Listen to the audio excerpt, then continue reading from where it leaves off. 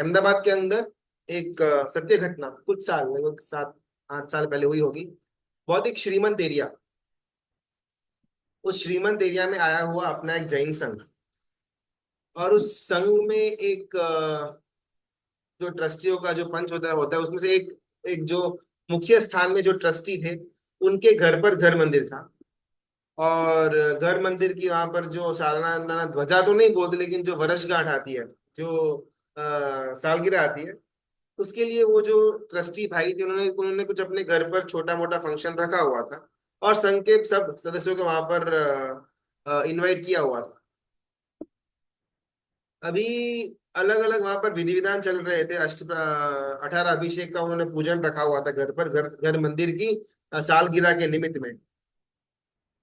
और सब लोग वहां पर आए हुए थे, और आखिरी में जो आरती मंगल दिवा होता है 18 अभिषेक के बाद, उसकी वहां पर उन्होंने इच्छा व्यक्त की कि यहाँ पर बोली बोली जाएगी अ, आरती मंगल दीवा की। और ये बोली कि जो भी रकम मिलेगी वो रकम संघ के अंदर देव द्रव्य में लिखने में आएगी।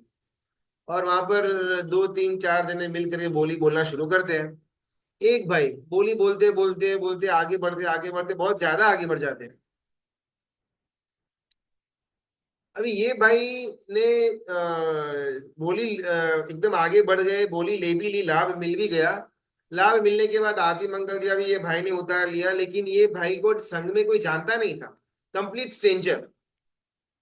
तो वो जो ट्रस्टी वगैरह जो पदाधिकारी थे उन्होंने उनसे मिले, जिस भाई ने लाभ लिया, खूब खूब अनुमोदना की कि आप तो संघ के सदस्य भी नहीं थे, कोई जानता भी नहीं है आपको, आप इस एरिया के लगते भी नहीं है, और फिर भी आपने यहाँ पर लाभ लिया। जबरदस्त अनुमोदना, बहुत बहुत खूब। सत्य घटना है, ध्यान रखना। और वो भाई बोलते कि हाँ अभी देखो मैं बस एक एकदम ऐसे मुझे मन हो गया और मैंने वो बोली बोल दी। कुछ आइडिया कुछ प्लानिंग तो था नहीं, लेकिन बस ऐसे आगे बढ़ता गया बढ़ता गया। और वहां पर ये सब लोगों के बीच में थोड़ा बहुत इंफॉर्मेशन एक्सचेंज होता है, कौन क्या है कहाँ से वगैरह वगैरह। और वो भाई ने बहुत आग्रह किया, जिस भाई ने ये जीता, ये लाभ लिया हुआ था, वो आग्रह करते हैं कि मेरा घर यहाँ से बस कुछ ही दूरी के अंदर है, अगर आप इतनी अनुमोदना करते तो मेरा भी एक छोटा रिक्वेस्ट है कि आप आइए मेरे साथ मेरे घर पर। मैं आपको नगद, कैश, चेक जो भी है वो मैं आपको देने को रेडी हूँ, लेकिन आप अगर साथ में आएंगे तो अच्छा होगा, बेटर होगा। आपके पावन पगले, संघ के पावन पगले भी मेरे घर के अंदर हो जाएंगे। संघ के जो दो तीन पदाधिकारी जो मुख्य थे उनको लगा कि यार बात तो उचित है, इतना बड़ा सुंदर लाभ लिया हुआ है संघ के अंदर, तो भी इतनी इच्छा है घर के अंदर लेकर के जाने की, तो लेट्स गो। तो तीन जने वहां पर रेडी हो जाते हैं संघ के अंदर के जो ट्रस्टीज थे। और ये जो अपने भाई जिन्होंने बोली बोली हुई थी, वो भाई टैक्सी बुक करते, टैक्सी वाले को बुलाते हैं, और टैक्सी के अंदर आगे बैठ जाते हैं, पीछे तीन जने बैठे हुए हैं। ये धीमे धीमे वहां पर इंफॉर्मेशन का एक्सचेंज हो रहा है कि आप क्या काम करते हो, रिटायर्ड है, क्या धंधा था, घर कहाँ, ये कितने बेटा बेटी वगैरह। तो इन बातों बातों के अंदर मालूम पड़ा कि वो भाई जिन्होंने लाभ लिया हुआ है वो एक खुद इन्वेस्टमेंट बैंकर है, लोगों से इन्वेस्टमेंट लेते हैं। और फिर उसका एक प्रॉपर जगह पर चाहे म्यूचुअल फंड हो या फिर स्टॉक मार्केट हो, वहां पर इन्वेस्टमेंट करके कुछ फिक्स अमाउंट ऑफ रिटर्न्स हर सालाना वो अपने कस्टमर्स को देते रहते हैं। ऐसा उनका अंदर का एक धंधा था इन्वेस्टमेंट का। तो ये बात आगे निकली, और इस बात के अंदर ऐसे वो व्यक्ति ने अपना व्यंग रखा हुआ था कि बाकी तीन ट्रस्टी को बहुत इंटरेस्ट आ गया। अच्छा कितना परसेंटेज इंटरेस्ट मिलता है इसमें, टैक्स फ्री कितना रहेगा, उसमें कैश आप कितना डीलिंग करेंगे, अगर मेरे को जब चाहिए तो मैं अपना पूरा पैसा उठा सकता हूँ क्या, वगैरह बातचीत शुरू हुई। और ये इन तीनों को इंटरेस्ट आया कि अपने कुछ ना कुछ इन्वेस्टमेंट करना है। ये साधर्मिक भाई है, इतना सुंदर इनका इनका भावना है लाभ लेने की, और उसके ऊपर से इतना उनका साफ हाथ भी दिख रहा है, चलो अपन इन्वेस्टमेंट करते हैं। और वो भाई को बोला, ये ट्रस्टियों ने, कि हम लोग ना थोड़ा इन्वेस्टमेंट करना चाहेंगे, तो आप बोलो कहाँ पर अपने को मिलना है, कब कैसे, तो हम आपकी ऑफिस पर आएंगे और प्रॉपरली बैठ करके कुछ वर्कआउट करते हैं। वो भाई ने बोला देखो भाई आज ना बहुत अच्छा शुभ दिन है, आप एक काम करो, आपके पास अभी पॉकेट में जो 2,000 5,000 जितना भी हो, श्रीमंत एरिया की बात हो रही है, तो पॉकेट में थोड़ा बहुत तो माल सामान लेकर के निकले हुए होंगे, तो उतना आप टोकन की तरह दे दो, ताकि अभी की जो मेरी स्कीम चल रही है उसमें मैं आपको एक बार अंदर डाल दूं, और फिर अपन कल या परसों अपन अपनी ऑफिस पर मिलेंगे ना। और इन लोगों को लगा कि हाँ यार बात तो बराबर है। पॉकेट में जो था, किसी के पास 5 था, किसी के पास 10 था, किसी के पास 20 था, पूरा का पूरा कैश निकाल करके उन्होंने वो भाई को दे दिया, लाभ लेने वाले भाई को। टैक्सी आगे जा रही है, आगे जा रही है, आगे जा रही है, एक जगह पर आकर के वो टैक्सी रुक जाती है और वो भाई कहते हैं यहाँ से ना बस थोड़ी ही दूर मेरा घर है, लेकिन आप संघ वाले पहली बार मेरे घर पर आ रहे हो, तो मेरी इच्छा है कि मैं आपके आपका स्वागत बहुत सुंदर तरह से करूँ। तो 5 मिनट रुको, मैं यहाँ फटाफट ये दुकान से थोड़ा सामान लेकर के आ जाता हूँ, फिर अपन साथ में घर पर चलते हैं। ये तीनों तो बस अंदर अंदर डिस्कस कर रहे थे कि अपना इन्वेस्टमेंट कैसे करना है, कब करना है, और उन्होंने ज्यादा ध्यान नहीं दिया, बोला कि हाँ आप आराम से काम निपटाओ, हम लोग यहाँ पर वेट करते हैं। आदमी निकल गया, टैक्सी वाला, टैक्सी, और ये 3 जने उसके अंदर बैठे हैं। 5 मिनट, 15 मिनट, आधा घंटा, 45 मिनट्स हुई, ये लोग बातचीत करते, टाइम तो चला गया लेकिन मालूम नहीं, लेकिन फिर जब घड़ी देखी तब मालूम पड़ा कि अरे यार ये तो आधा पौना घंटा हो गया। फिर तीनों जन टैक्सी से बाहर आ रहे हैं, बाहर खड़े होकर देख रहे कि भाई आदमी किधर गया जिसने लाभ लिया हुआ था। यहाँ वहां सब देखा, कोई आइडिया नहीं। और फिर वो टैक्सी वाला बोलता है कि भाई साहब उन्होंने तो राइड कैंसिल कर दी, वो तो किधर ना किधर और निकल गए, चलो वापिस। तब जाकर के उन 3 ट्रस्टियों को मालूम पड़ता है कि यार ये तो अपने साथ तो बहुत बड़ा खेल हो गया। किसी के 20 गए थे, किसी के 10 गए थे, किसी के 5 गए हुए थे, और वो लाभ लिया वो उल्टा ऊपर का। अभी ये इस जगह पर वो जो 3 ट्रस्टियों के साथ जो ये सो कॉल्ड फ्रॉड हुआ, ये ऐसा फ्रॉड था कि शायद किसी को बोल भी ना पाए। बहुत शर्मजनक बात हो जाएगी कि इतने पीढ़ 60-70 साल के वो ट्रस्टी थे, इतना संघ का कारोबार संभाले हुए हैं, और कैसे आलतू फालतू आदमी आकर के उनको चूना लगा कर चला गया, बाहर बोल भी ना पाए। यहाँ पर गुरु भगवंत इस घटना के माध्यम से हमको उपदेश देते हैं, अनंत भवों में हमने जो भूल करी हुई है, वही भूल हम वापिस वापिस वापिस वापिस रिपीट कर रहे हैं। जिस आदमी के ऊपर, जिस व्यक्ति के ऊपर, जिस तत्व के ऊपर, जिस जिस इंद्रिय के ऊपर विश्वास नहीं रखना था, उसी के ऊपर हमने हमेशा विश्वास रखा। वो आदमी ने तो चिकनी चुपड़ी बातें कर करके इन तीनों को बॉटल के अंदर उतार दिया, लेकिन अभी ये 3 जन जागरूक हो चुके हुए हैं। शायद नेक्स्ट टाइम ऐसा कुछ घटना घटित होगी तो पहले ही सतर्क हो जाएंगे। लेकिन हमारी कम नसीबी बोलो या दुर्भाग्य बोलो या हमारा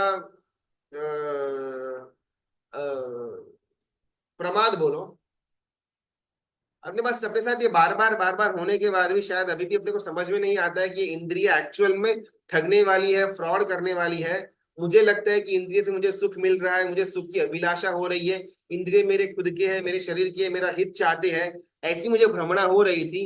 लेकिन ये जब इंद्रिय अपनी आत्मा को दुर्गति के अंदर लेकर के जाकर के धकेल देते हैं, तब मालूम पड़ता है ओ हो, बहुत बड़ा खेल हो गया है।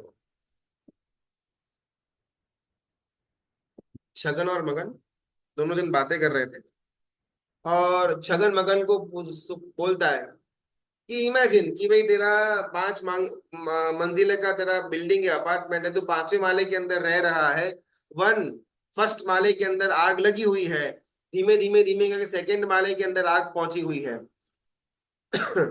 तीसरे माले के अंदर भी आग की लपटों से घिरना शुरू हो गया। तू 5वें माले के अंदर रह रहा है, और फटाफट तूने नीचे बालकनी से देखा तो आग की लपटें ऊपर ऊपर ऊपर आ रही है। सीढ़ियां भी आग से लिफ्ट हो चुकी थी, लिफ्ट भी कट हो चुकी थी, बंद हो गई थी, काम नहीं कर रही थी। तो तू करता क्या, बचने के लिए क्या करता? और मगन बोलता है अरे ये तो एकदम सिंपल है। मैं स्टार्टिंग में बोला बोला था ना कि भाई कल्पना कर कि तू 5वें माले पर रहता है, मैं मेरी कल्पना करना बंद कर दूंगा, मैं मुसीबत से बाहर आ जाऊंगा।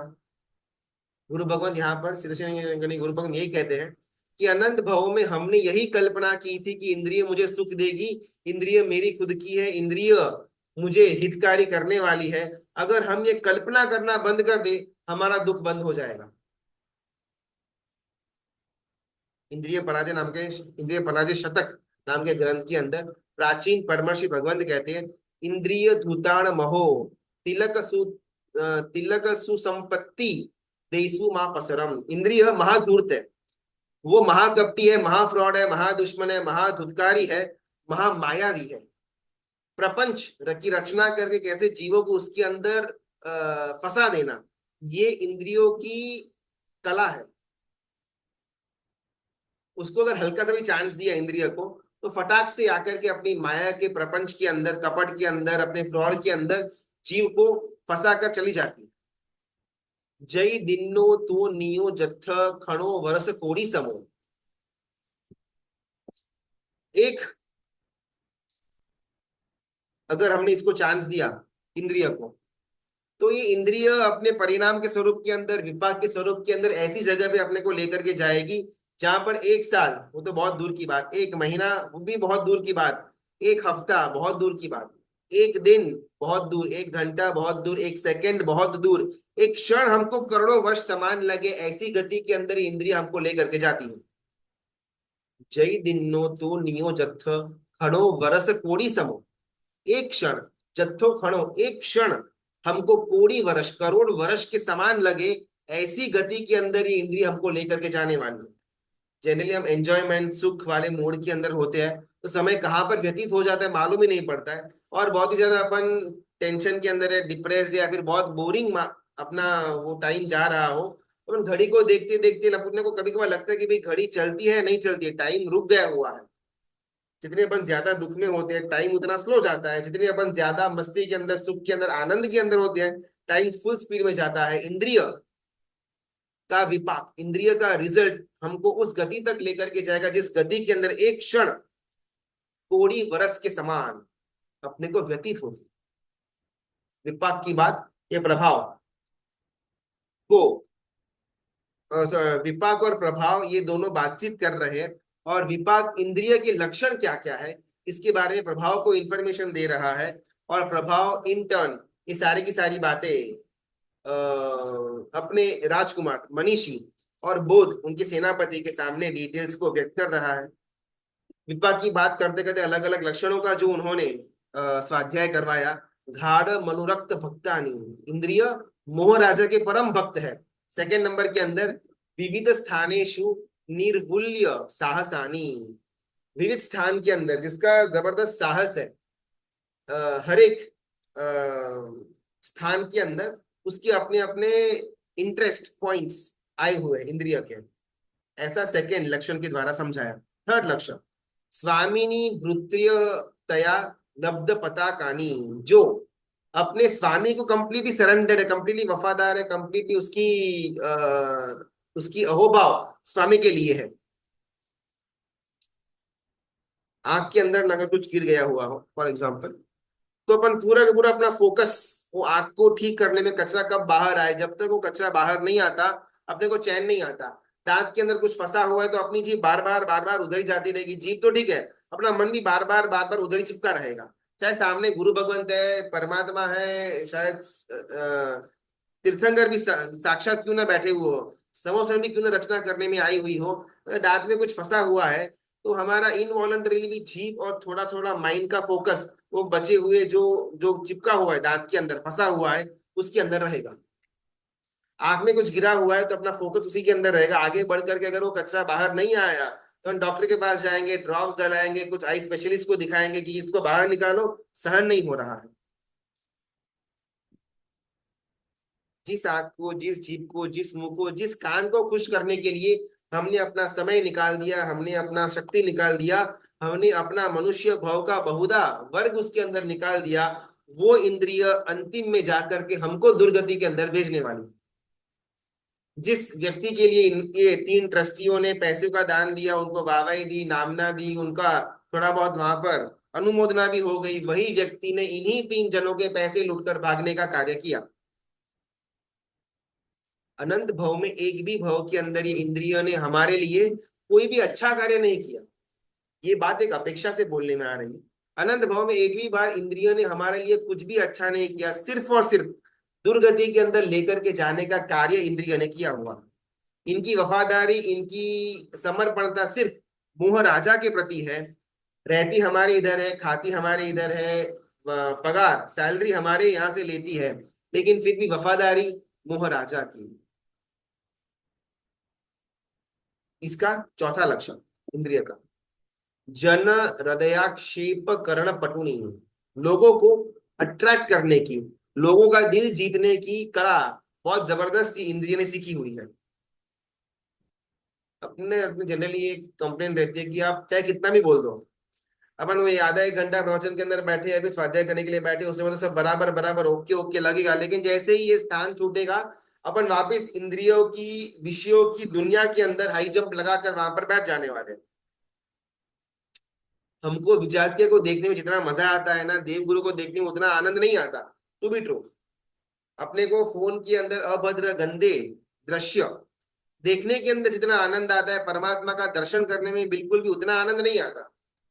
तपस्या करने के अंदर अपने को जो रस नहीं आता, उससे कई गुना ज्यादा रस खाने के अंदर अपने को आता है।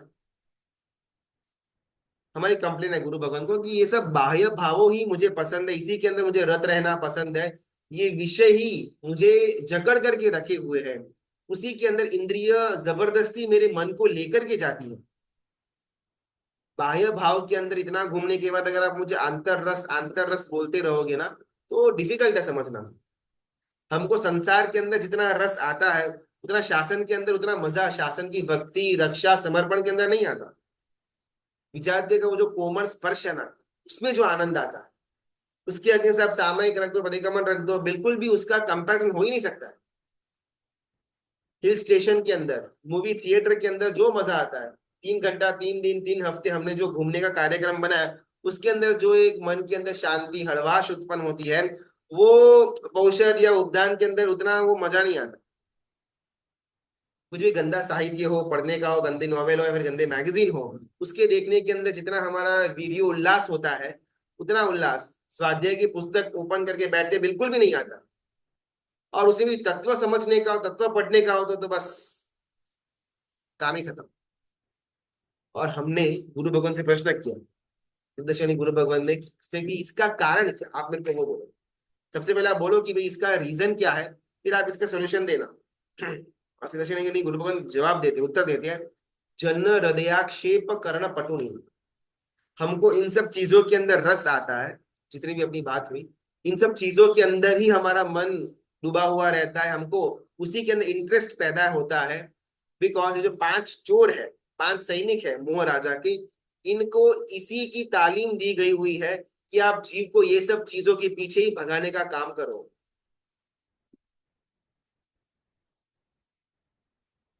ढूंढ, पिग हो, किसी पिग को जिंदा पकड़ने में आए, जिंदा पकड़ करके उसको उल्टा लटका करके उसके अंदर के मांस का हर एक सेक्शन नोच कर बाहर निकालने में आ जाए, वो भुंड जिंदा है, जिंदा उसके बाल प्लग करने में आए, उसको अपार वेदना कर अंदर दिलाने में आए भुंड को। इन सबके पीछे का रीजन यही था कि शिकारी ने भुंड को पकड़ लिया था। अगर भुंड जंगल के अंदर फ्री फ्रीली घूम रहा हुआ होता तो शायद उसकी ये हालत ना होती। किसी शिकारी ने भुंड को पकड़ा और उस समय से भुंड की जो हालत है उसमें परिवर्तन आया। जनरली जो भुंड वगैरह होते हैं ना, जो जंगली भुंड शिकारी जो लोग शिकार करते हैं जंगल वगैरह के अंदर, तो जंगली भुंड को पकड़ना इतना इजी नहीं है। उसके अंदर बल तो बहुत ज्यादा होता है और स्पीड जबरदस्त होती है।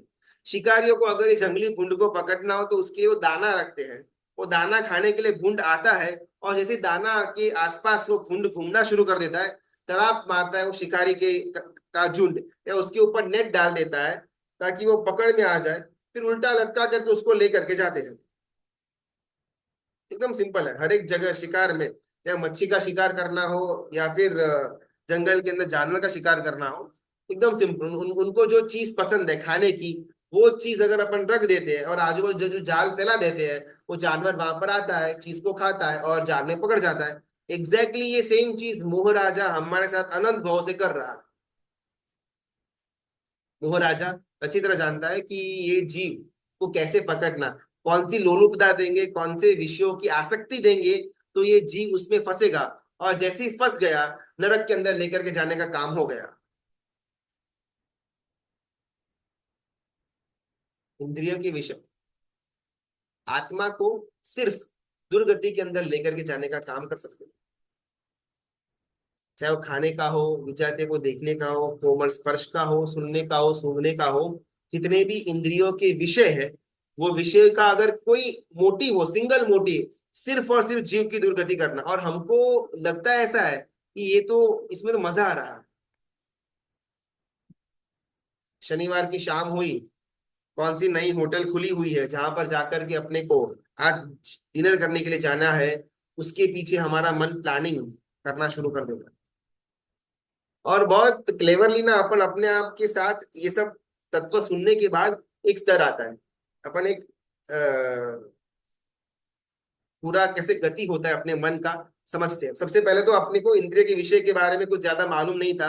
अपने को लगता है कि हाँ ये सब देख सकते हैं, ये सब खा सकते हैं, कुछ नहीं प्रॉब्लम है, नहीं है, पुण्य से मिला हुआ है, let's do it, eat drink and B Mary, जीवन एक बार मिला है, ZNMD, योलो, ये सब अपना अपना मन में चलता रहता है। फिर धीमे धीमे करके तत्व फॉर एग्जाम्पल जानने में आया, थोड़ा बहुत उसको श्रद्धा भी उत्पन्न हुई। और कई कबार लगा भी कि यार बराबर है, इतना अपन ज्यादा विषयों के अंदर आसक्त रहेंगे तो दुर्गति होने के चांसेस बढ़ जाते हैं। और कभी कभार वो मन में थोड़ा बहुत अच्छा भाव आ जाता है।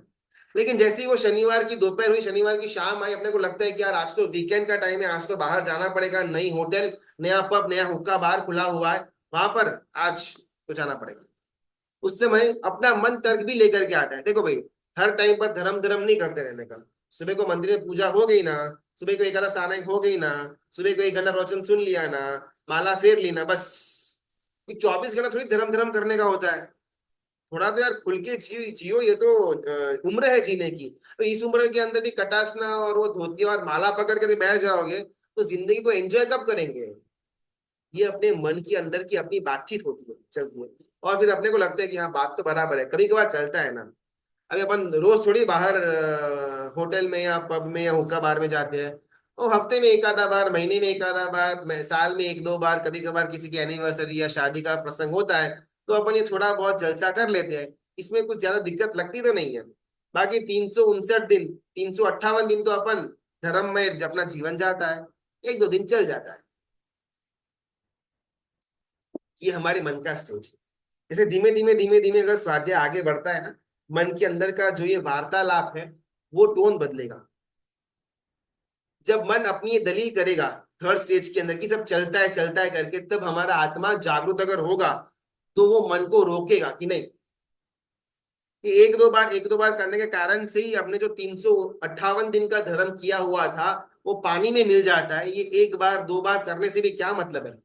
अगर इसके अंदर जाने के बाद दुर्गति ही होने वाली है तो एक दो बार भी करने का कोई अर्थ रहता नहीं है। ड्रॉप करते हैं, आइडिया नहीं करना है अपने को। हर एक का अलग अलग मानसिक स्टेज होगा।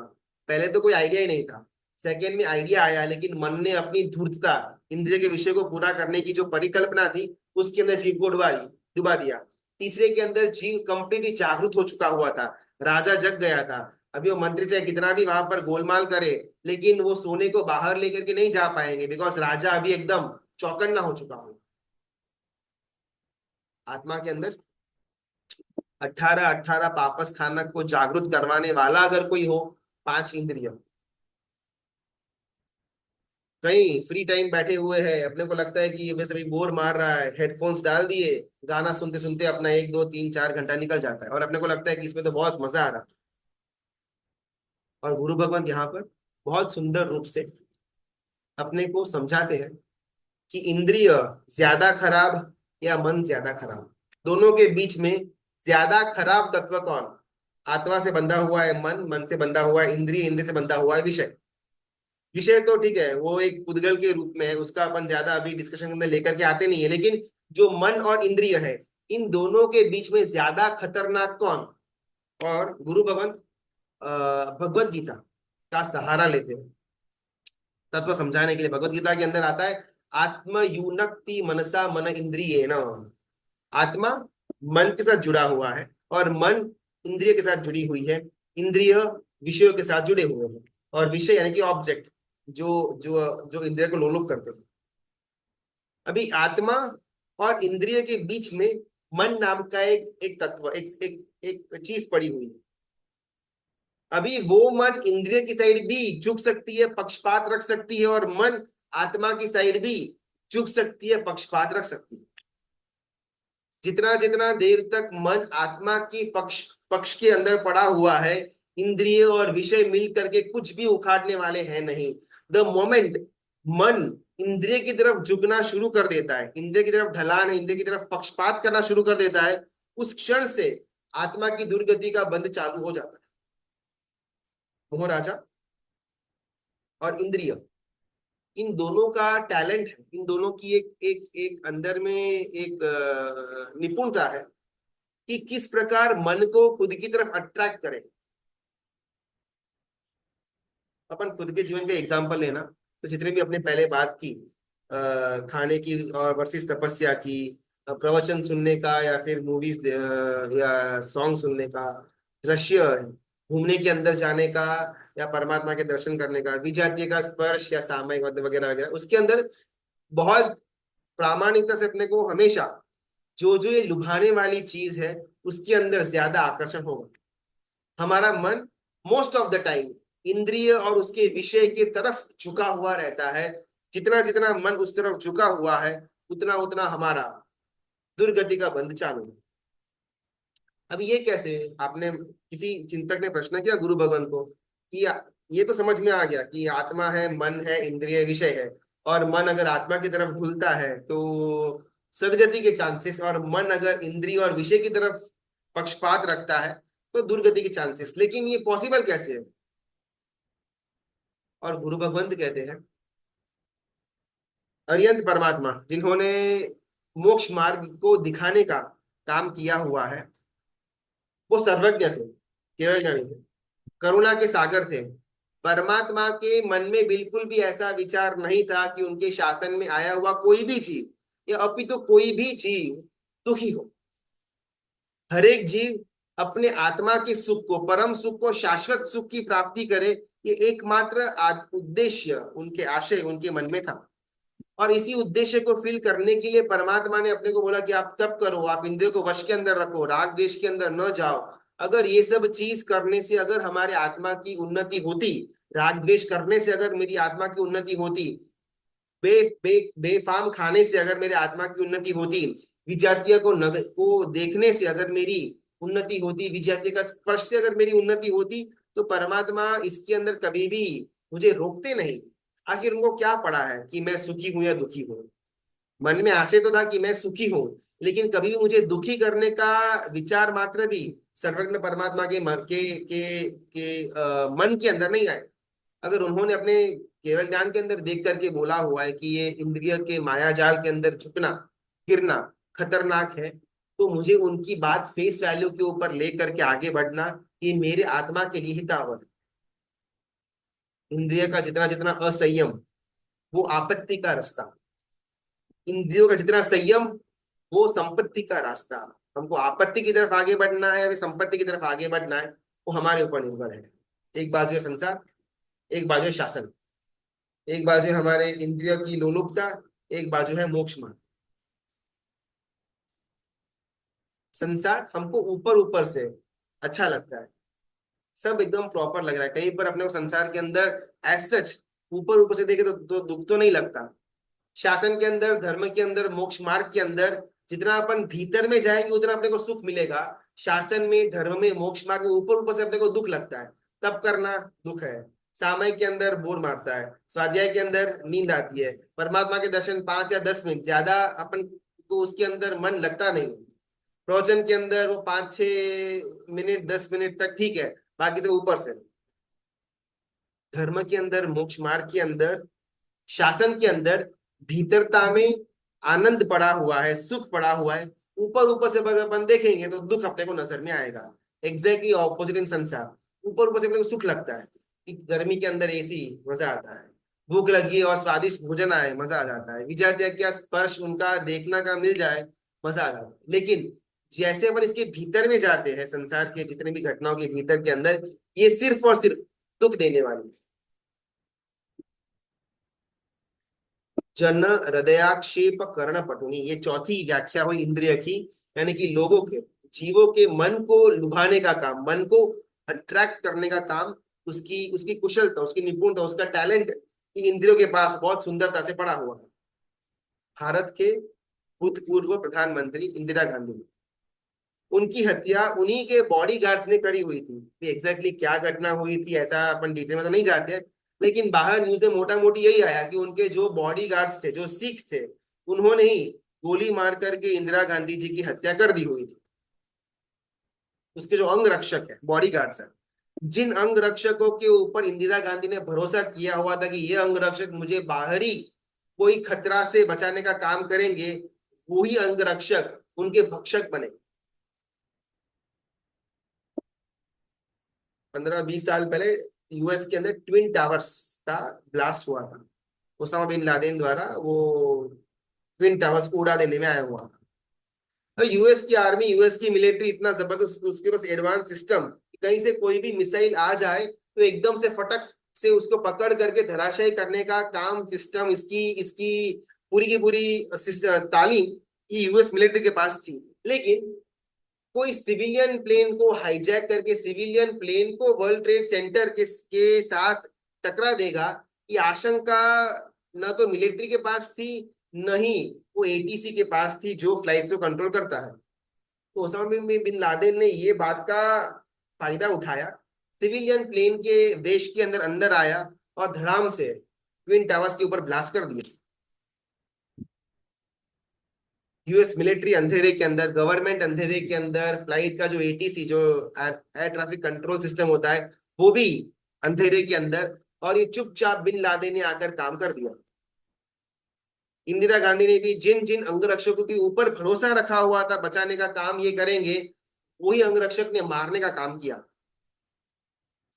इंद्रिय एग्जैक्टली यही चीज करती है। हमको लगता है कि इंद्रिय हमको सुख देने का काम करेगी, हमको इसमें से अपनापन महसूस होता है, हमको इंद्रिय सुख का एकमात्र साधन लगती है। और ये जो अंधेरा है, ये जो भ्रमणा है, वो भ्रमणा एक्चुअल डेंजर से भी ज्यादा डेंजरस है। अगर वो ओसामा बिन लादेन ना बॉम्ब या ऐसा कुछ मिसाइल छोड़ने का प्लान करता, तो बहुत पहले ही मिलिट्री यूएस की उसको भांप जाती और उसको न्यूट्रलाइज कर देती। इंदिरा गांधी को अगर बाहर का कोई आतंकवादी या बाहर का कोई इंसान मारने का प्रयत्न करता, प्लानिंग करता, तो इंटेलिजेंस को मालूम पड़ जाता और पहले ही उसको न्यूट्रलाइज करने में आ जाता। लेकिन जब घर के अंदर रहा हुआ इंसान, जो हमारे एक एक ट्रस्ट सर्कल के अंदर आया हुआ इंसान, अगर वो ही हमारे ऊपर हमला कर दे या हमको मारने की चेष्टा करे, तब उसको समझना, भापना बहुत डिफिकल्ट हो जाता है। ये इंद्रिय उस कैटेगरी में पड़ी हुई है। गुंडा जितना अच्छा हो, गुंडा जितना मीठा बोलता हो, गुंडा जितना दिखने में सुंदर लगता हो, एकदम एकदम ऐसे पर्सनैलिटी वाला गुंडा लगता हो, गुंडा दिखने में जितना सज्जन लगता हो, उतना वो गुंडा ज्यादा खतरनाक। इंद्रिय शरीर के अंदर रहती है, इंद्रिय हमको खुद की लगती है, इंद्रिय हमको अच्छी भी लगती है, इंद्रिय हमको सौम्य लगती है, हमको इंद्रिय सुख का रास्ता लगती है। इसीलिए इंद्रिय सबसे ज्यादा खराब है। सदगुरु भगवान उपासना के अंदर बैठे हुए हैं, शाम का प्रतिगमन हो चुका है। शिष्य सारे के सारे प्रतिक्रमण के बाद की उनकी जो 5-10 मिनट की क्रिया थी संथाला पोरसी की, वो पूरी करके गुरु भगवान के इर्द गिर्द कंप्लीटली बैठ चुके हैं, इनको घेर करके बैठे हुए हैं। स्वाध्याय पूरे दिन के अंदर जो किया हुआ था उसका पुनरावर्तन, उसके अंदर कुछ डाउट आया या एक एकदम लाइटर कुछ अगर किसी को समझाना हो लाइट मोड के अंदर, तो जनरली रात्रि के अंदर गुरु भगवान की मांडली बैठती है और एकदम थोड़ा बहुत लाइट मोड के अंदर ये सब तत्वों की बातें या थोड़ी बहुत स्वाध्याय के इर्द गिर्द की बातें होती है। तो किसी एक शिष्य ने पूछा कि साहब आज अपना मोक्ष तत्व को लेकर के स्वाध्याय हुआ था, और मुझे एक डाउट आ रहा है कि मुझे अब एकदम सिंपल, आप ऊपर ऊपर से एकदम लाइट मोड के अंदर समझाओ, आंसर दो कि मोक्ष कब होगा। किसी भी जीव का, मेरा पर्टिकुलरली नहीं, लेकिन किसी भी जीव का मोक्ष कब हो सकता है। तो आज जो अपने स्वाध्याय के अंदर लिया ना, वो बहुत ज्यादा, मतलब इतना वो अनेकांतवाद वाला था, ये भी ये भी ये भी ये भी ये भी कि एकदम क्लियर नहीं हुआ। आप मेरे को one one line one word के अंदर आप मेरे को आंसर दे दो कि किसी भी जीव का मोक्ष होगा, वो कब और कैसे, उसके लिए भूमिका कहाँ से रची जाती है। और वहां पर विराजमान गुरु भगवान कहते हैं, गुरु तत्व निश्चय नाम का ग्रंथ है जिनकी रचना महोपाध्याय जी भगवंत ने करी हुई है, और उसके अंदर वो बस 2 वर्ड लिखते हैं, गुरु आणाय मोक्षो, गुरु की आज्ञा का पालन करना वो शिष्य का मोक्ष है, फुल स्टॉप। शिष्य के अंदर शिष्यत्व का जितना परिपाक होगा, जितना उदय होगा, जितना उसका प्रस्थापन होगा शिष्यत्व का, उतना शिष्य मोक्ष के नजदीक पहुंच सकता है। अपन ना इसका थोड़ा समझने का प्रयत्न करते हैं। ये गुरु आणाय मोक्षो, बिकॉज ये गुरु आणाय मोक्षो का इंद्रिय का लक्षण के साथ बहुत सुंदर कनेक्शन बंद बैठता है। इसके लिए अपन इसको थोड़ा डिटेल में जाते हैं। गुरु आणाय मोक्षो, व्यवहारिक रूप से अपने को लगे कि गुरु की कृपा मुझे मिले, मेरा काम हो जाएगा, गुरु की आज्ञा मुझे मिले, मेरा काम हो जाएगा। इमेजिन कि अपन गुरु को वंदन करने के लिए, जो मेरे गुरु है जिसको अपने मतलब उनके समर्पण के अंदर मैं आया हुआ हूँ, समझो कि मैं उनको वंदन करने के लिए जाता हूँ। गुरु भगवान अपने स्वाध्याय के अंदर रत थे, मुझे आता देख करके उन्होंने स्वाध्याय को साइड में रखा, उनकी पुस्तक को बंद कर दिया, एकदम से अलर्ट हो गए, प्रेम से बातें करना शुरू कर दिया, मुझे बहुत मीठा आश्वासन देना उन्होंने चालू किया। मेरी प्रशंसा करते हुए वो थकते नहीं है, मेरी पीठ को ऐसे शाबाश थाबड़ते हैं, संसार मेरा किस प्रकार जा रहा है, संसार की तकलीफें कैसी कैसी है, उसके बारे में वो पूछ परछ करते हैं, उसके अंदर आश्वासन देते हैं, उसके अंदर शांति देते हैं। और मुझे लगता है कि क्या जबरदस्त गुरु की कृपा मुझ पर उतरी हुई है।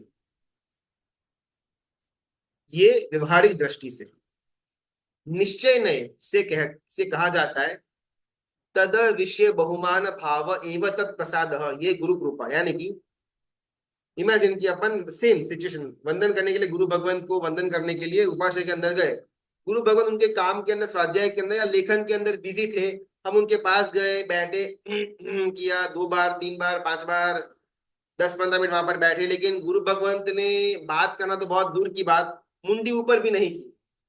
वो लिख रहे पढ़ रहे, बस उसी के अंदर उनका वो आइस वहां पर फिक्स हो चुका हुआ है, अपने यहाँ पर 15 मिनट से बैठे हुए हैं। मैं इतना दूर आपको वंदन करने के लिए आया, और आपके पास इतना भी समय नहीं कि मुझे ऊपर उठा करके देखो। कि भाई चलो आप बिजी हो, 2 मिनट तो एटलीस्ट आप धर्म लाभ ऐसा कैसा शाता में ऐसा थोड़ा तो बोल करके छोड़ सकते थे ना। मैं खास आपको वंदन करने के लिए इतना दूर यहाँ तक पहुंचा हुआ। अपन को ये सब विचार मगज में आएंगे, जनरली ये हमारा नेचर ऐसा होता है कि यार अपन इतना कुछ करते हो, सामने वाला गुरु के, भले गुरु के लेवल का हो, लेकिन थोड़ा बहुत तो अपने को अपने प्रतिसाद देना मांगता है ना। ऐसे एकदम वो बिजी बिजी में छोड़ दिया, आप तो एकदम नीरस हो चुके हुए हो, हमको तो देखते भी नहीं है, फिर अपने को भी वो गुरु भगवान के लिए अहोभाव है, मान सम्मान है, थोड़ा बहुत कम होना शुरू हो जाता है। ये साधु भगवान तो हमेशा अपने दुनिया के अंदर बिजी रहते हैं, अपने को तो कुछ टाइम देते नहीं है, फिर अपन जा करके क्यों खाली फोकट उनको टाइम वेस्ट करना, उनको उनको बीच में दखल अंदाजी करना। वो भले अपन भले, अपने को उनके पास जाने का नहीं, उनको अपना टाइम वेस्ट करवाना नहीं। अपने को लगता है कि ऐसा गुरु अपने साथ अच्छी तरह से व्यवहार करे तो वो गुरु कृपा, और अगर ऐसा विपरीत आचार करे तो वो गुरु कृपा।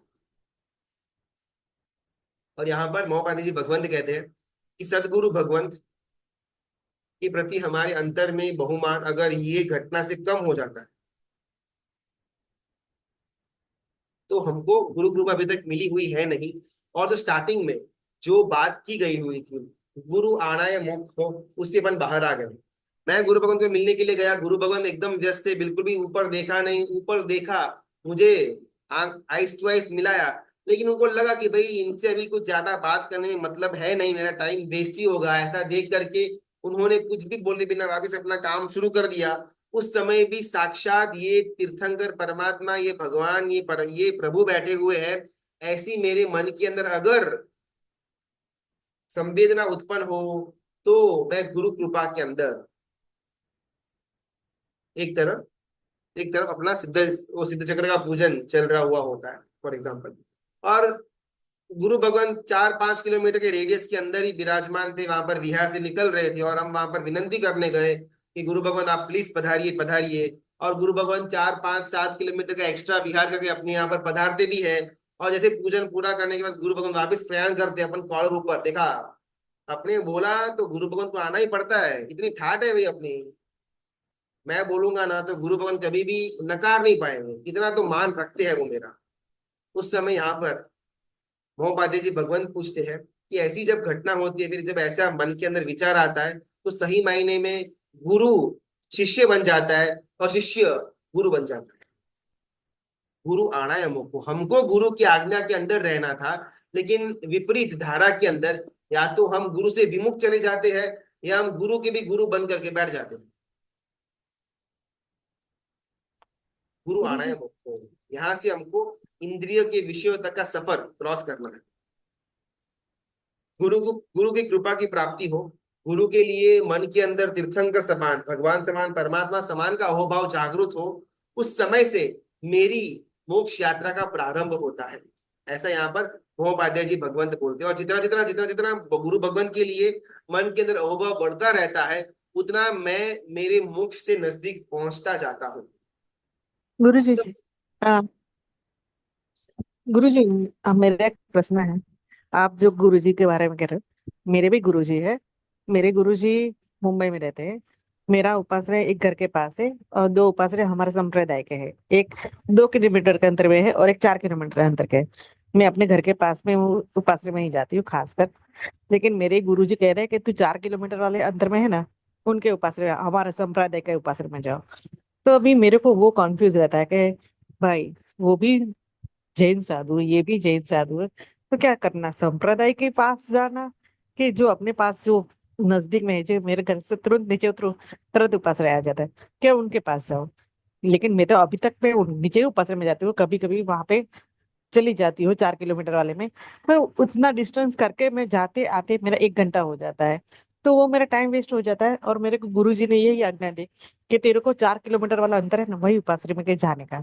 अभी मैं वो कंफ्यूजन में कितने टाइम से हूँ। इसलिए मैंने एक बार लिखा भी था क्या, संप्रदाय महत्व के संघ महत्व के धर्म महत्व। मैंने एक बार ये सवाल भी लिखा था। लेकिन अब आपने आज ये टॉपिक खोला ना, तो मैंने आपको ये प्रश्न पूछा है। बहुत सुंदर। दशवैकल्य सूत्र के अंदर एक श्लोक आता है, सोचा झाझई कल्याणम। गुरु भगवंत ने यहाँ पर ना, जिस गुरु भगवंत को मैं समर्पित हूँ, उनके नजरिए से ये बात बोलने में आई हुई है। हर एक गुरु भगवंत के लिए ये समर्पण शायद पॉसिबल ना हो, बिकॉज हर एक का अपना अपना एक शासन के अंदर का कार्य का एक क्षेत्र है। कोई तप के अंदर, कोई रक्षा के अंदर, कोई कोई तंत्र मंत्र के अंदर, कोई युवाओं की शिविरों के अंदर, तो कोई तीर्थों की रक्षा, ऐसे अलग अलग क्षेत्र पकड़ करके हर एक गुरु भगवंत शासन का ही काम कर रहे हैं। तो जिस गुरु भगवान को मैं समर्पित हूँ, उनके उपलक्ष्य के अंदर ये बात बोलने में आई हुई है कि अगर मेरे गुरु भगवान बोले कि कौवा सफेद है, उस समय अगर मैं उनको पूछूं कि कौवा तो काला है, नहीं ना, अगर मैं ऐसा पूछता हूं, मैंने मेरे गुरु भगवान का अपमान किया, फुल स्टॉप। अगर गुरु भगवंत कहते हैं कि अभी दिन नहीं, अभी रात चल रही है, और अगर उस समय मैं उनको पूछता हूँ कि अभी तो रात नहीं, अभी तो दिन है, आपको दिखाई नहीं देता, लगता है आपका ऑपरेशन करने का समय आया हुआ है, मैं मेरे गुरु भगवंत की हिलना कर रहा हूं। एक और एग्जांपल, गुरु भगवत समझो, मैं शिष्य हूं उनका। उन्होंने मुझे बोला कि भाई वो जरा अलमारी में से नौ तत्व की बुक लेकर के आना, और मैं नौ तत्व की बुक ही लेकर के आया। और मैं लेकर के और गुरु भगवान के हाथ में रखे, और गुरु भगवान बोलते, अरे पागल, मैंने तो जीव विचार बोला हुआ था। उससे में अगर अपन बहस करें कि नहीं नहीं, आपने नौ तत्व बोला हुआ था, आपको याद नहीं रहता, एक तो आप इतनी उम्र हो चुकी है, गलत गलत बोलते रहते हो, और आप मुझे यहाँ पर टाइम वेस्ट करा रहे हो, इसमें से कुछ भी या इससे कम लेवल का भी अगर मेरे मन में विचार मात्र भी आता है, और कुछ बाहर निकल भी जाता है, मैंने मेरे गुरु भगवान की आराधना की। उस समय शायद मुझे सुनने में प्रॉब्लम हुआ हुआ होगा, लगता है ऐसा। अगर आपने जीविचार मंगाया हुआ है ना, तो मैं अभी उसको लेकर के आता हूँ, कोई प्रॉब्लम नहीं। ये लेवल शिष्य का होना चाहिए। कौन से संप्रदाय के गुरु भगवंत है, कौन से संघ के अंदर विराजमान है, उससे ज्यादा हम कोई लेना देना नहीं है। लेकिन जिस गुरु भगवंत को हम समर्पित है, वो हमारे लिए क्या चाहते हैं, उसके अंदर हमारी पालनी करना, ये बहुत इंपॉर्टेंट है। कोई पत्थर होता है, शिल्पी जानता है कहाँ कहाँ पर हथौड़ा मारने से एक्स्ट्रा भाग निकलेगा, और वो पत्थर के अंदर से प्रतिमा बाहर आएगी। अगर वो पत्थर खुद बोले कि मुझे यहाँ पर मत मारो, यहाँ पर ये थोड़ा पत्थर रहने दो, यहाँ पर बहुत ज्यादा दुखता है, आप ये बाहर निकाल दो, तो वैसा वाला पत्थर कभी भी प्रतिमा नहीं बन सकता। अगर पत्थर को प्रतिमा बनना है, तो कंप्लीट सरेंडर चाहिए शिल्पी की तरफ। अगर जीव को, छद्मस जीव को सम्यक्त्व या मोक्ष में या मार्ग के अंदर आगे बढ़ना है, या फिर मोक्ष भी प्राप्त करना हो, तो उसको खुद का जो जो उसका खुद के मन के विचार है, उसको त्याग करके जिस गुरु भगवंत को समर्पित हुआ है, उस गुरु भगवान के वचनों को पालने की अगर ताकत रखता है, तो वो जीव का सबसे पहले मोक्ष होगा। चाहे एक तिथि हो, दो तिथि हो, तीन थोई हो, चार थोई हो, वो संप्रदाय साइड में। लेकिन मैं जिस गुरु भगवान को मानता हूं, अगर उनकी उनकी आज्ञा मैं शिरोधार्य करने के लिए कंप्लीट पुरुषार्थ करता हूं, तो मैं मोक्ष से एकदम नजदीक।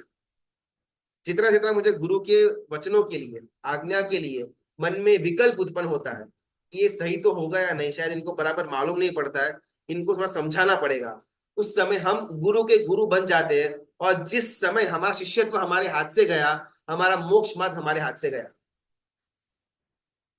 तो जो आपने बात की कि इस संघ में जाए, उस संघ में जाए, व्याख्यान कहाँ पर सुने, उसके लिए बेस्ट ऑप्शन यही कि आप जिस गुरु भगवान को समर्पित है, अगर वो उसी मतलब एरिया के अंदर है, तो उनसे ही क्लैरिफाई करना कि मेरे लिए क्या उत्तम होगा। आप बोलिए मैं वहां पर जाऊंगा जाऊंगा। अपने मन का अगर अपन करेंगे ना कहीं मोह के आने के चांसेस बढ़ जाते हैं। गुरु भगवान के कहा हुआ करेंगे तो समर्पण भाव बढ़ेगा। सदगुरु भगवान को वो शिष्य लोग घेर करके बैठे हुए हैं। और शिष्य में से किसी ने प्रश्न किया कि मोक्ष में के अंदर जाने के लिए, मोक्ष तक प्राप्ति करने के लिए, मोक्ष मार्ग की शुरुआत करने के लिए अगर कोई एक मात्र आप मुझे तत्व बता पाओ तो वो क्या। और गुरु भगवान बोलते हैं गुरु आणाय मोक्षो, गुरु की आज्ञा ही मोक्ष है। जहां जहां पर हमारा शिष्यत्व कम होता है, जहां जहां पर समर्पण भाव कम होता है, जहां जहां पर हमारा गुरु का गुरु बनने का भाव पैदा हो जाता है, उस क्षण हम मोक्ष मार्ग से साइड ट्रैक हो गए। बहुत बार अपने को लगता है कि वो गुरु भगवान ना बराबर नहीं कर रहे, उनको जाकर समझाना पड़ेगा, बोलना पड़ेगा। जब जब जब मैं गुरु भगवान का गुरु बनने का प्रयत्न करता हूँ, उतने उतने समय, उतने उतने क्षण के अंदर मैं खुद के मोक्ष मार्ग से विचलित होता हूँ। इसके अंदर विवेक बहुत चाहिए। संघ को एक अपेक्षा से, श्रावक और श्राविका को एक अपेक्षा से, गुरु भगवान का माता पिता भी बोला हुआ है। जहां जहां पर उनकी एक्चुअल में कोई क्षति रह जाती हो, वहां पर उनको उनकी क्षति को हाईलाइट करवाना, ये काम भी श्रावक श्राविका का है। ऐसा एक साइड उन्होंने बोल दिया। और सेकंड साइड उन्होंने ऐसा भी बोल दिया कि कंप्लीट सरेंडर आपको हो जाने का है। तो दोनों बहुत विरोधाभासी हो जाता है। तो चिंतक ने प्रश्न किया गुरु भगवंत को कि एक साइड आप बोल दो कि आपको उनका माता पिता बनना, अगर वो कुछ गलत गलत करते हो तो उनको जाकर के आपको समझाना, ठीक रास्ते पर लेकर के आना। और यहाँ पर आप बोल दो कि आप कंप्लीटली उनको समर्पित हो जाओ, वो जो बोले तहती तहती तहती, बिल्कुल भी आपको सामने जवाब भी नहीं देना। तो इन दोनों के अंदर विरोधाभास आ जाता है। और यहाँ पर मोहपाध्याय जी भगवंत क्लैरिफाई करते हैं कि जहां जहां पर खुद के लिए बात आती है, गुरु भगवंत ने मेरे लिए कुछ आज्ञा की, वहां पर दिमाग को साइड में रख देने का। जहां जहां पर अपने को लगे अपने ज्ञान के अनुसार कि यहाँ पर शासन का या सत्य या वो गुरु भगवान के खुद के जीवन का अहित सर्जन होने जा रहा है, वहां पर जाकर के उनको हाईलाइट करना, उनको उनको चेतना, उनको अलर्ट करना, ये अपना कर्तव्य है। लेकिन अपन करते हैं उल्टा। आपने मेरे लिए ऐसा कैसे बोला, मैं तो ये नहीं करता, मैं तो ये नहीं कर सकता, ये तो मुझसे नहीं हो पाएगा। हम हमारे खुद के लिए जब आज्ञा आती है, उसके अंदर नुक्स निकालना शुरू कर देते हैं।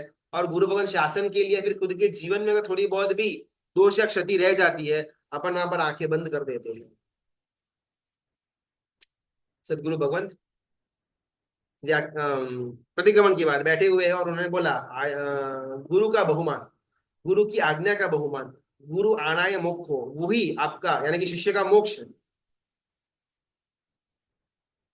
और ये शिष्य जिसने प्रश्न किया हुआ था, जो रात्रि में सब साथ में बैठे हुए थे, उनको थोड़ा समझ में नहीं आया। उन्होंने फिर से पूछा साहब थोड़ा क्लैरिफाई करो ना, अभी भी मैं मूर्ख हूं, मुझे जिस समझ में नहीं आ रहा है।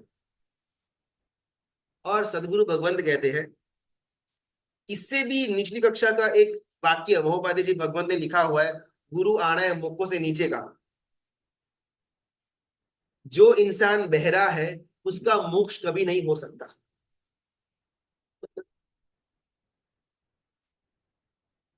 बिकॉज बहुत सारे तत्व क्या है, थोड़े ऊपर के लेवल के होते हैं। उसी को अगर थोड़ा बहुत वाटर डाउन करने में आए तो समझना इजी हो जाता है।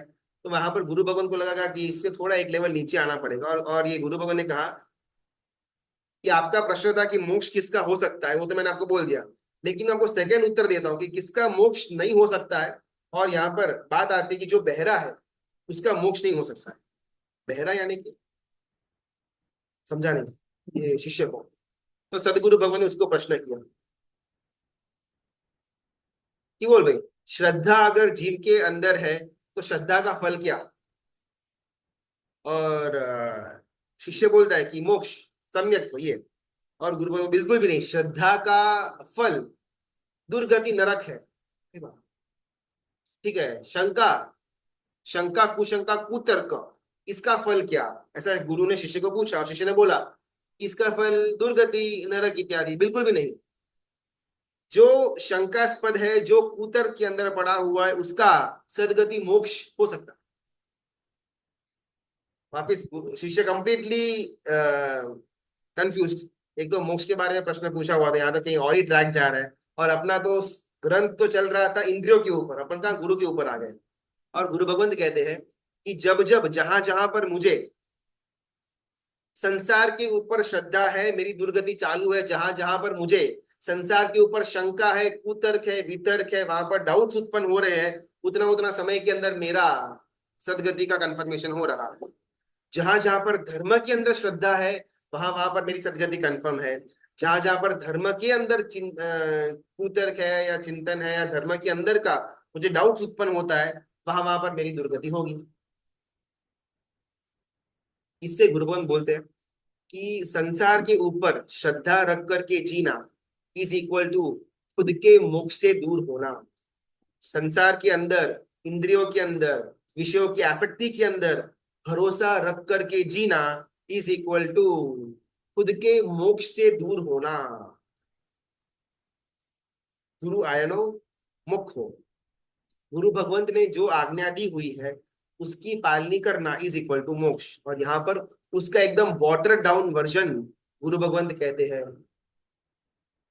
कि जो जो बहरा है, जिसको कान में सुनाई नहीं देता, उसका मोक्ष नहीं होगा। यानी कि जो जो सदगुरु भगवंत की बातों को सुनने की, चिंतन करने की, आत्मा में उतारने की शक्ति नहीं रखता, उसका मोक्ष नहीं होने वाला। गुरु भगवंत बैठे हुए हैं प्रतिगमन के बाद उनके शिष्यों के साथ, और गुरु भगवंत समझा रहे शिष्य को कि हर एक बार गुरु भगवंत बोले और प्रवचन हो, ऐसा नहीं होता। गुरु भगवंत मौन रहे और शिष्य को अपना प्रवचन मिल जाए, ये भूमिका शिष्य को डेवलप करनी होती है।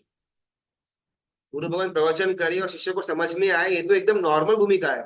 गुरु भगवंत मौन बैठे रहे, गुरु भगवंत अपने स्वाध्याय, अपने काम के अंदर, अपने किसी भी क्रिया के अंदर बिजी हो, और शिष्य का प्रवचन पूरा हो जाए, इस भूमिका तक शिष्य को अपने आप को लेकर के आने का है। गुरु का आज्ञा इज इक्वल टू मोक्ष। संसार के ऊपर की शंका इज इक्वल टू मोक्ष। धर्म के ऊपर की श्रद्धा इज इक्वल टू मोक्ष। अभी हमारा प्रॉब्लम क्या है ना, ये तीनों के तीन स्टेज में अपन एकदम जीरो है। न अपने को धर्म की ऊपर उतनी श्रद्धा पड़ी हुई है, न संसार के ऊपर, विषयों के ऊपर अपने को इतनी इतनी डाउट्स या इतना अपने को शंका बिल्कुल भी नहीं होती है। गुरु भगवान के ऊपर आदर एकदम मिनिमम भाव का अपना होता है। मैं गुरु भगवान को वंदन करने जाऊँ, वो अच्छे से बात करे, तब तक सब ठीक है। एक बार उन्होंने मुझे ध्यान नहीं दिया, मुझे भाव नहीं दिया, उस समय से मेरा और गुरु भगवान के बीच का डिस्टेंस बढ़ने लगता है। बस इतना ही अहोभाव मेरे अंदर गुरु भगवान के लिए पड़ा हुआ है। मुझे जो अनुकूलता लगी उतना ही धर्म में करूं, जहां पर मुझे प्रतिकूलता आनी शुरू हो जाए, वहां पर धर्म के ऊपर श्रद्धा मेरी टूट जाती है। बस इतनी श्रद्धा मुझे धर्म के ऊपर पड़ी हुई है। संसार मुझे हमेशा अच्छा ही लगता है। कभी कभार कुछ विपरीत घटना होती है, कभी कभी कभार किसी को स्मशान लेकर के जाने का होता है, तो 2-3 घंटा थोड़ा बहुत मुझे शंका, मुझे संसार के ऊपर शंका या थोड़ा डाउट्स उत्पन्न होता है। बाकी मेजरली तो संसार के अंदर मुझे मजा ही आता है।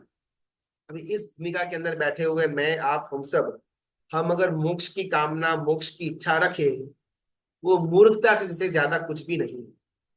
शिष्य वहां पर बैठा हुआ है गुरु भगवान के सामने प्रतिक्रमण करने के बाद, और गुरु भगवंत वहां पर कहते हैं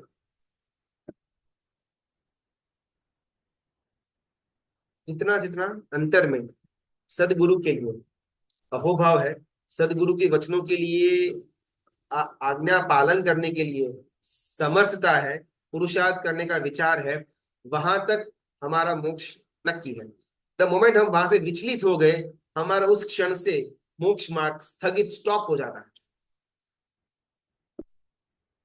सामयिक से सुख मिलता है, या स्पर्शनेंद्रिय के कोमल स्पर्शों से अपने को सुख मिलता है?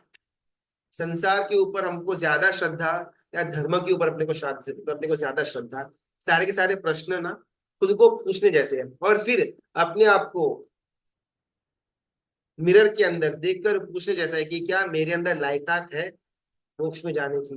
अगर लायकात नहीं है, ऐसा आंसर आता है, तो वो लायकात, वो योग्यता खड़ी करनी पड़ेगी, और वो खड़ी करने के लिए ही हमको ये भव मिला हुआ है। अभी आएगी अपनी मेन बात, आत्मा का, मन का, शरीर का, विषयों का, इंद्रिय का और विषयों का। इसका जो संपर्क है, इसके अंदर की जो चेन है, उसमें हमेशा मेरा मन इंद्रिय और विषय की तरफ ज्यादा पक्षपात रखता है, आत्मा की तरफ का उसका ढलान, उसका पक्षपात बहुत कम रहता है। अभी अगर मुझे ये रिवर्स करना हो, तो मेरे लिए क्या उपाय है? और वो उपायों की तरफ दर्शक यानी गुरु भगवान हमको इस कथा के माध्यम से आगे लेकर के जाएंगे। आज समय हुआ, आज अपन इतना रखते गुरु हैं। जी, गुरु जी प्रणाम। अब मैंने आपका अभी आपके साथ सवाल की बात की थी।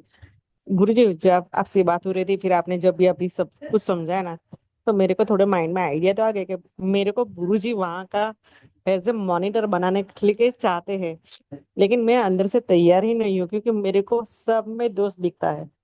इसलिए मैं वहां पे जाके कुछ ऐसा, क्योंकि मेरे को गलत गलत दिखाई देता है तुरंत ही कि नहीं, ये गलत हो रहा है। तो वो दृष्टि से मैं दूर रहना चाहती हूँ कि भाई मेरे को किसी के मामले में पड़ना ही नहीं है। तो अभी मैं क्या करूं? आपसे बात वो बोल रहे थे ना, तब मेरे को सब, मेरे माइंड में सब क्लियर हो गया कि ये क्या हो रहा है, क्या हो रहा है, गुरुजी मेरे को वहां पे क्यों भेजना चाहते हैं। तो सब माइंड में दिखाई देने लगा। तो अभी मैं क्या करूं? मैं आपको मेरा खुद का पर्सनल एग्जांपल देता हूँ। अपन ने एसएफएम की क्लास लगभग लगभग 2.5 या 3 साल पहले से अपन कर रहे हैं, ठीक है। स्टार्टिंग अगर किसी हम्म। क्लास अटेंड किया हुआ होगा ना, तो मैं मुझे हम्म। बिल्कुल भी बोलना, मतलब हिंदी मेरे लिए एकदम फॉरेन लैंग्वेज की तरह थी, बिल्कुल फ्लो नहीं था, क्लैरिटी नहीं था, और कोई तत्व का जानकारी एकदम जीरो था। बुक ओपन करके पढ़ना, जिसको जो समझ में आए वो ठीक है, बाकी का सब राम राम। तो मैंने गुरु भगवान को बोला, जिनके समर्पण किया, मतलब जिनको मैं समर्पित हूँ, और उन्होंने आज्ञा दी कि आपको ऐसा करना चाहिए। एक आधा हफ्ता ट्राई करने के बाद मैंने बोला कि साहब अब से तो मुझसे ना हो पाएगा, मैं तो भी रख देता हूँ, बिकॉज खाली फोकट मैं खुद का और बाकी सबका भी टाइम वेस्ट कर रहा हूँ, और कुछ ज्ञान तो है नहीं, बिल्कुल भी ज्ञान न होने के बाद अगर मैं स्वाध्याय वगैरह सबको कराऊं तो शायद उचित भी नहीं होगा। कुआ ही खाली है तो भाई हवाड़े के अंदर पानी कहाँ से आने वाला है? तो अपन स्टॉप कर देते। तो गुरु ने बोला कि नहीं, आप 1 महीना तक कंटिन्यू करो, और फिर देखो, अगर आपको लगे 1 महीने के बाद आप मेरे को आकर के मिलना, और फिर अगर आप बोलोगे कि नहीं करना है, तो मैं आपको सामने से फ्री कर दूंगा। तो उस समय क्या हुआ ना, मुझे लग रहा था पर्सनली कि यार अपने को तो बिल्कुल जमता नहीं है, ये बिल्कुल सेट नहीं हो रहा, अपन छोड़ देते, गुरु बाबू मना कर देंगे, मना कर देंगे। तो करते करते करते आज 3 साल हो गए। और ये गुरु भगवंत, कोई भी गुरु हो, किसी भी सदगुरु की आज्ञा पालन करने के पीछे का ये बहुत बड़ा बेनिफिट ये, कि आपके अंदर जो गुण नहीं था, वो गुण ऑटोमेटिकली आपके अंदर प्रकट हो जाता है। अगर मेरा खुद का ज्ञान की बात करें, एकदम जीरो, मैंने कोई ज्यादा ग्रंथ वगैरह कुछ भी नहीं पढ़ा हुआ है, कोई मेरा प्रॉपर ऐसे किसी की निश्रा के अंदर रह करके पढ़ाई हुई हो, बिल्कुल भी नहीं। बस नॉर्मल वो जो 2 4 प्रतिगमन 5 प्रतिगमन जो सूत्र आते हैं, उसमें थोड़ा यहाँ वहाँ थोड़ा बहुत अर्थ आता है, बस इतना ही मुझे स्टार्टिंग के अंदर आता था। लेकिन जब जब जितना जितना सदगुरु भगवंत की आज्ञा की पालनी करना कोई भी जीव शुरू करता है, ऑटोमेटिकली उसके अंदर वो गुणों का संचार हो ही होकर के ही रहता है। अभी वो गुणों का संचार कितना होगा, कब तक होगा, कितना टाइम लगेगा, वो डिपेंड्स कि वो जीव के अंदर वो सदगुरु भगवंत को लेकर के कितना समर्पण का भाव है। कोई अगर आपको मॉनिटर बनाना चाहता है, या ऐसा कुछ अगर आपको काम देना चाहता है, आपको लगता है कि I am not worth it, मेरे अंदर वो इतना वो सक्षमता नहीं है वो करने की, लेकिन जस्ट बिकॉज मेरे गुरु भगवंत ने मुझे इसकी आज्ञा करी हुई है, तो मैं उनके वचन के विश्वास के ऊपर आगे बढ़ती हूँ। अगर ये मन के अंदर भाव है, तो खुद के एग्जाम्पल, लाइव एग्जाम्पल से मैं आपको कह सकता हूँ कि बहुत कम समय के अंदर जो गुण आपके अंदर नहीं था, या जो दोष आप अपने अंदर देख रहे थे, वो दोष एकदम रातों रात गायब हो जाएगा, और रातों रात उसकी जगह पर गुण आकर के बैठ जाएगा। ये एकदम प्रैक्टिकल एग्जाम्पल मैं आपको समझा सकता हूँ। तो एक बार शुरू करो, गुरु भगवान ने जो भी आज्ञा, जो भी प्लानिंग आपके लिए किया हुआ है, उसमें खुद का पक्षपात को साइड में रख करके, जस्ट मेरे गुरु भगवंत ने बोला इसके लिए ही मैं ये काम कर रही हूँ, ये बेस से आप आगे बढ़ो, तो बहुत जल्द जो जो अपने को रोड ब्लॉक्स थे वो अपने आप क्लियर हो जाएंगे। संसार में हमें महसूस हो रहा है इसलिए श्रद्धा होती है, और धर्म में महसूस नहीं हो रहा पा रहा, श्रद्धा कम है, ऐसा क्यों? अपने को ना 3 घंटे की मूवी देखते ना बहुत मजा आता है। 2-4 दिन अपन कहीं घूम कर आते हैं, और ये प्रैक्टिकल है, ये शायद हर एक के लिए यही स्टेज स्टेज होगा कि 2-4 दिन अपन घूम करके आए तो थोड़ा ऐसे एकदम रिलैक्स हो जाता है। वही वही अपन वो 2-3 घंटे स्वाध्याय करेंगे ना, इतना ज्यादा मजा नहीं आएगा, ठीक कर लेंगे, ओके एक बार के लिए, लेकिन वो जो आनंद है इतना वो महसूस नहीं हो। प्रतिक्रमण रोज अपने को 1 घंटे का करने का बोल दे, इम्पॉसिबल। आप 1 घंटा बोलो अपन भक्ति करेंगे, भावना करेंगे, छिन छिन करेंगे, या फिर अपन बैठ करके ब्राउजिंग करेंगे, वो एकदम बेस्ट है। लेकिन आप 1 घंटे का प्रतिक्रमण मत बोलो, उसमें बिल्कुल भी कोई संवेदना, कोई आनंद सुख बिल्कुल भी नहीं आता है, बोर मारता है। ऐसा क्यों? प्रश्न ही है भाई। अनंत भवों से हमारा मन का इंद्रिय की तरफ का पक्षपात था, आत्मा की तरफ का पक्षपात था ही नहीं। जिस कारण से हुआ क्या, हमेशा जहां जहां पर विषय उत्पन्न होते हैं, इंद्रिय विषय के पीछे भागता है और मन उसको सपोर्ट करता है, और बेचारा यहाँ पर बैठा हुआ आत्मा इन सब के किए द्वारा जो जो भी फल है, विपाक है, उसको भुगत रहा है। अनंत काल से यही चला आ रहा है। अभी हमको इस धारा को तोड़ना है। मन का पक्षपात जो इंद्रिय की साइड है, उसमें जो उसको मजा आता है, सुख आता है, आनंद मिलता है, वहां से वो धारा को कट करके आत्मा की तरफ का पक्षपात हमको चालू करना है। किसी ने ए उल्टा सीखा हुआ हो ना, तो बहुत बार प्रैक्टिस करनी पड़ती है उसको छोड़ने के लिए। एक बार ए लिखना सीख दिया, वो एक बार सीखने मात्र से इतने सारे सालों से जो जो उल्टा ए लिख रहे थे, वो आदत हाथ से जाएगी नहीं। बार बार सीधा ए प्रैक्टिस करेंगे, तब जो उल्टा ए लिखने की जो हमको इनबिल्ट मसल मेमोरी हो चुकी हुई थी, वो कहीं ना कहीं चेंज होगी। एक भाव के अंदर 15, 20, 25, 50 साल की मसल मेमोरी को चेंज करने के लिए अगर वक्त लग सकता है, अनंत भवों से मन का, शरीर का, इंद्रिय का और विषयों का जो एकदम गाढ़ चेन है, उसको तोड़ने के लिए मेहनत तो करनी पड़ेगी ना। अपन 1-2 हफ्ता, 1-2 महीना, 1-2 साल, 10-20 साल, 25-50 साल ट्राई करके लगता है कि अभी अपना तो कुछ मजा नहीं आ रहा है, छोड़ देते हैं, तो शायद हमारा वापस से जो स्ट्रॉन्ग चेन है, वही स्ट्रॉन्ग चेन भवांतर में भी लेकर के जाएंगे, और बेचारा यहाँ पर बैठा हुआ आत्मा उन सब का फल भुगतता रहेगा। परमात्मा की आज्ञा विरुद्ध कुछ भी बोला हुआ हो तो मैं इच्छा में नहीं सका, बहुत बहुत धन्यवाद। गुरु आज्ञा वही हमारा मोक्ष। ये एक सेंटेंस महोपाध्याय जी भगवंत, मोक्ष मार्ग की शुरुआत, मोक्ष मार्ग में आगे बढ़ने का और मोक्ष को प्राप्त करने का, ये 3 स्टेजों के अंदर एक तत्व अगर हमारे पास है, तो एक तत्व के कारण से तीनों के 3 स्टेज हमारे क्लियर हो सकते हैं। तो कहीं ना कि हम हमारे सदगुरु भगवंत को कंप्लीट समर्पित रहे, इसके लिए हम सब पुरुषार्थ करें। सबका बहुत बहुत धन्यवाद, अनुमोदन, प्रणाम। गुरुजी रिकॉर्डिंग भेजो ना प्लीज। हाँ मिशन हो ना, 2-3 दिन का बाकी है, कल सारा का सारा ग्रुप के अंदर आ जाएगा mistake. Okay. Okay, thank you. प्रणाम।